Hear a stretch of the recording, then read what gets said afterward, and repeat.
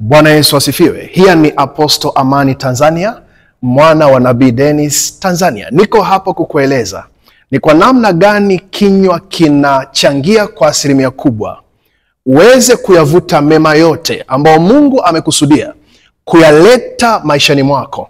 Nitakukumbusha kwamba umetegwa kwa maneno ya kinywa chako, ya kwamba tumbo la mtu litashibishwa kwa maneno ya kinywa chake. Kwa hiyo kuna uhusiano mkubwa kati ya mema ambayo mtu atayapokea maishani mwake na kinywa chake, au namna anavyotumia kinywa chake. For example, kuna watu wameajiriwa kwenye makampuni. Wao ni watu ambao wana interact na watu mbalimbali katika ofisi zao, lakini namna ambavyo wanatumia kinywa chao, wanatumia kwa namna ambayo sio njema. Imagine mtu anakuja ofisini kwako, ana shida labda katika kitengo fulani, haumjibu namna anavyopaswa kujibiwa. Hujui huyo mtu aliyekuja, wakati mwingine lugha yake moja tu inaweza kukupandisha cheo, inaweza kukupa nafasi njema, lakini kwa sababu umeshindwa kutumia kinywa chako vizuri mbele ya huyo mjumbe, hakuna ambaye unaweza kumlaumu. Na ndio maana ukisoma Mhubiri inasema, wala usiseme mbele ya huyo malaika ya kwamba ni bahati mbaya, nimekosea kwa bahati mbaya. Ni kwa sababu kwa kinywa chako utajikosesha mwili wako, utajikosesha mwili wako. Sasa imagine kuna watu wanalalamika kwamba hatuuzi, biashara haziendi vizuri, lakini kiuhalisia customer care, mtu wa Mungu, hawana uwezo wa kuzungumza vyema na wateja. Lugha zao ni za ukali, kiasi kwamba mtu hata kama ndo unafika kwa mara ya kwanza, unawaza hivi, na ugomvi na huyu kaka, na ugomvi na huyu dada, mbona vile anavyoongea, anaongea hivi mimi ni muovu kwake. Nini? Matumizi ya kinywa. Ukisoma vizuri Biblia inakuambia ya kwamba maneno yenu yajawe na neema siku zote, mkijua au mkitafakari na kutambua ni namna gani ya kumjibu kila mtu. Kwa sababu hujui huyo mtu atakayekuja amefungamanishwa na mema yako kwa namna gani. Kwa so sometimes unamwomba Mungu, naomba promotion kazini, lakini wale ambao wanakuja hapo kazini unahudumia ndio wana lugha mbele ya mkuu wako, ambaye ndiye atakayefanya maamuzi ya kukuhamisha level nyingine. Una pray mbele za Mungu, unamwambia Mungu, nahitaji biashara yangu inuke ya kimataifa, lakini angalia the way unavyowatreat hao wateja, the way you treat our customers. Itaashiria ni kwa kiwango gani taarifa juu yako, namna ambavyo unatumia vizuri kinywa. Rape kasko tabaya.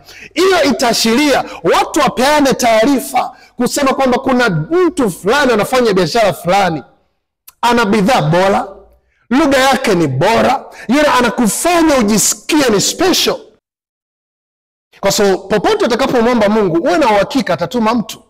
Na ndio maana Biblia inakuonya, nasema usiache kuwakarimu wageni, kwa sababu kuna watu wameweza kuwakaribisha malaika kwa namna isiyo njema pasipo kujua. Imagine anaweza akapita mbele yako mtu ambaye ni bega, lakini the way unavyomtreat ni kama takataka, hauna hata lugha ya heshima kwa namna yoyote. Okay, umeshindwa hata kumpa basi alichokuomba, umeshindwa hata kweli kuwa na lugha polite ambayo ni nzuri njema. Anakuambia ukisoma Biblia katika Efeso, neno lolote ovu lisitoke kinywani mwako, bali maneno yenu yajae na neema, ili hao wahitaji wapokee hiyo maneno hayo ya neema. Imagine wakati mwingine Mungu anaweza kama amemtuma mjumbe kwa ajili ya maisha yako, lakini ukakosa kibali mbele ya huyo mtu ambaye amemtuma kwa ajili yako, kwa sababu tu kinywa chako kimejazwa na matusi. Imagine Mungu anaweza kama amemtuma mjumbe kwa ajili yako, kwa ajili tu ya kukutaja mbele za wakuu, lakini the way unavyowasiliana na watu, the way unavyo-communicate, ikamfanya akutoe thamani, ukakosa mema ambayo Mungu ameweka kwa ajili yako. So endapo kishindwa kudemonstrate kitu kinachoitwa purity of speech, au usafi wa kinywa na mazungumzo, mtu wa Mungu, mazungumzo yanaweza kukusababisha, kama ilibidi utajwe kwa wakuu, hautajwi. Kama ilibidi uwekwe sehemu fulani, kwa lengo ambalo litakusaidia maishani mwako. Mtu anaangalia ndo nimweke huyu aniuzie duka langu kwa matusi haya. Dada, kweli ukose mema kwa sababu ya matusi? Ukose mema kwa sababu tu ya kauli mbaya? Maneno yako yameumbiwa kukolea munyu. Yaani kwa maana ipi? Kikawaida inabidi namna unavyozungumza mtu mwingine aisi radha ya maneno ambayo unayoongea. Unapoambia ni chumvi, maana pia ni maneno yako yanatakiwa kubeba radha ndani yake. Unapoambia ni nuru, maneno yako yanabidi yabebe tumaini ndani yake. Lakini unakuta baadhi ya watu namna wanavyozungumza wanakatisha tamaa. Wao hawana positive words, hawana maneno ambayo ni chanya. Maneno yao siku zote ni kuvunja, kubomoa, kuua, kuharibu. Imagine mtu anategemea akuweke katika nafasi fulani, akitegemea ni mtu sahihi, alafu kumbe namna ambavyo lugha zako unavyozitumia zina asili ya kubomoa. Nitakuweka mahali ambapo nategemea nikuweke, hata mimi nisingekuweka. So umetegwa kupimwa kwa kupitia maneno ya kinywa chako, lakini umeferi. Matumizi mazuri ya kinywa ndio yamefungamanishwa na mema yote ambayo Mungu ameyafungamanisha na kuyaruhusu yaje maishani mwako, aidha kwa kupitia mtu au wakati mwingine Mungu wewe mwenyewe. Wewe unadhani Mungu utaongea naye kwa lugha za kiuni kama hizo? Huwezi kuongea na Mungu kwa lugha za kiuni.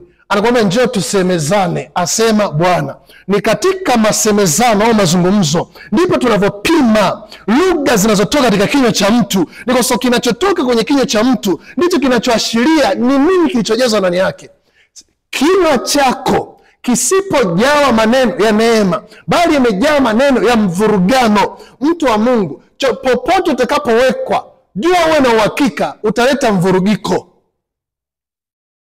Hakuna mtu ambaye utasema kwamba eti huyu ni mtu mzuri alafu awe na lugha mbaya. Hakuna. Mtu mwema tutaangalia katika hazina maneno yake mema. Mtu mbaya tutaona katika hazina maneno yake mabaya. Ni kwa sababu chochote kinachomtoka mtu kinywani mwake ndivyo ambacho kimemjaa ndani yake, ndicho alichokijaza ndani yake. Huwezi ukawa unaamini juu ya ushindi alafu ukatamka kushindwa. Huwezi kutamka juu ya imani alafu ukatamka hofu. Huwezi ukatamka yaliyo mema akati ndani yako unajua kuna mabaya. So make sure unabadilika. Learn, jifunze kutumia kinywa chako vizuri.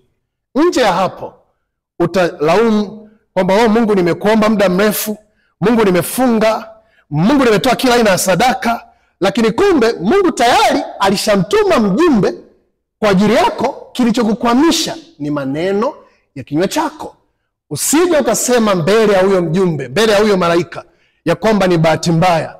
Hapana. Make sure unawekeza vizuri juu ya kinywa chako. Kinywa chako kimebeba mema kwa ajili yako. Shalom, shalom.